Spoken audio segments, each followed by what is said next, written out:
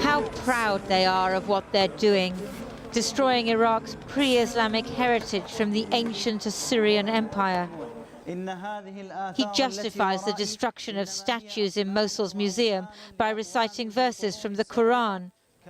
But this cultural vandalism may not be quite as disastrous as it seems. I got an archaeologist to look at the video. The statues, he said, break like plaster, not like ancient stone. So these are replicas of the stone? Yeah, these look like, you see the iron bars coming out of them. But it's still an assault on the heritage of the Iraqi people. If you look at how Iraqis are reacting, they're taking the destruction of their cultural heritage, their identity essentially, just as seriously as the beheadings in many cases. Maybe perhaps not as, but certainly as a high priority, because this is something that deals with who they are as people, and they recognize this. Everyone remembers how the Taliban blew up the Buddhas at Bamiyan in Afghanistan. This is similar.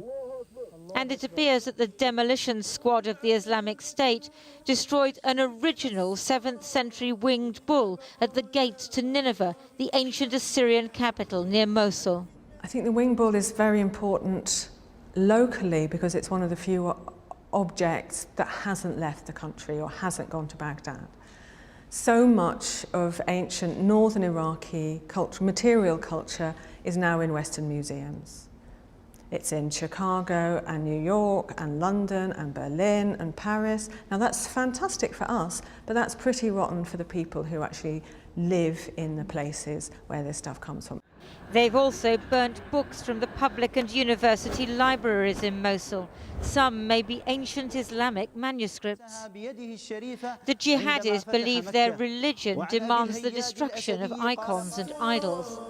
But it's also a way of crushing the people they rule, of filling them with fear for the future by denying their past.